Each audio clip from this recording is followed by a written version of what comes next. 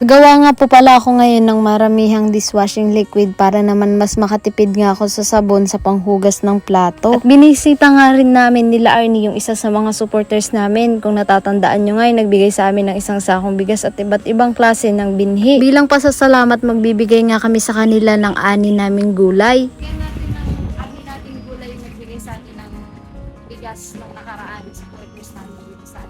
Siya nga po si Ma'am Len, isa sa mga supporters ko na may mabuting puso at di ko nga akalain nun na magme-message nga kay La Arnie para magbigay ng bigas at iba't ibang klase ng binhi. Nung nagpunta nga pala kami sa store niya ay wala nga siya doon, kaya ito nga yung unang pagkikita namin. Maganda nga rin siya at napakasimple lang din. Ito nga, bago kami umalis ni La Arnie ay nagpicture nga muna kami dito. Nung pauwi naman kami ay naisipan ko ang dumaan sa bahay ni Edo. Isa nga rin po pala siyang content creator dito sa probinsya namin sa Aurora Province. Malapit nga lang din pala yung bahay nila dito kila Ma'am Len, kaya napadaan nga rin ako dito. Dahil natutuwa at mas nai-inspired nga din ako sa mga video niya na napapanood ko, kaya napapahanga nga din ako sa kanya. Isa nga po pala siyang charity vlogger na tumutulong sa mga kapwa natin mahihirap dito sa Aurora. At bukod doon, nagpapasaya nga din siya ng mga tao, kaya kung bibisitahin nyo nga yung kanyang page ay meron nga din doon mga funny videos. Napakasimple nga lang din ng kanilang tahanan at masasabi ko na deserve niya ding suportahan sa kanyang pagbablog. Sobrang saya niya nga din na nabisita natin siya at siguro sa mga susunod ay magko-collab nga niyan kami ni Edong at tutulong nga tayo sa mga kapwa natin nangangailangan.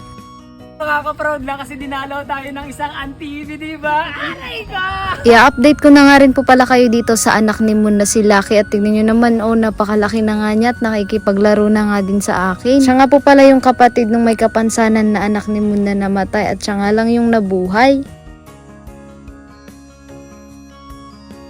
Salamat nga po pala sa isa sa mga supporter ko na nagpadala nga ng regalo na magagamit ko sa pagbablog at ito nga yun. Wireless microphone nga ito na pwede kong gamitin sa pagbablog para mas maging malakas nga yung sound ng boses ko kapag nagvi-video ako. Maganda nga ito para kahit malayo ang camera, malakas pa din ang sound. Magagamit ko nga talaga to sa pagbablog ko, kaya maraming salamat po talaga kay Babsi Vlog na nagpaabot nga nito. Maganda nga ito, may kasama na rin siyang charger para pag nalobat may magagamit nga ako. Kung gusto nyo din naman pong makabili nito, bibigyan ko po kayo ng link kung saan kayo makakabili. Gagawa nga po pala ako ngayon ng dishwashing liquid at sa murang halaga nga lang ay makakabili na nga tayo nito at makakagawa na rin tayo ng pangmaramihang dishwashing liquid. May kasama na nga din po pala itong free na pouch kung saan pwede natin siyang isalin kapag nagawa na. Ito nga po palang nabili ko ay pang 16 liter na to. Maganda nga ito kasi pang maramihan na, kaya kung pang sarili lang natin ito ay siguradong malaki nga ang matitipid natin at matagal din maubos. Maganda pa dito dahil napakadali nga lang din niyang gawin. Ganito nga lang yung gagawin natin. Ibubuhos lang natin ito sa tubig at hahalu-haluin lang din natin hanggang sa malusaw. Bali dahan-dahan nga lang din pala natin siyang hahaluin para hindi bumula. Paglipas nga lang ng ilang minuto, ganito na nga yung itsura niya. Pag ganito na nga po yung texture niya, ibababad lang natin at maghihintay tayo ng ilang minuto at pag malinaw na nga, ayan, pwede na nga natin isalin.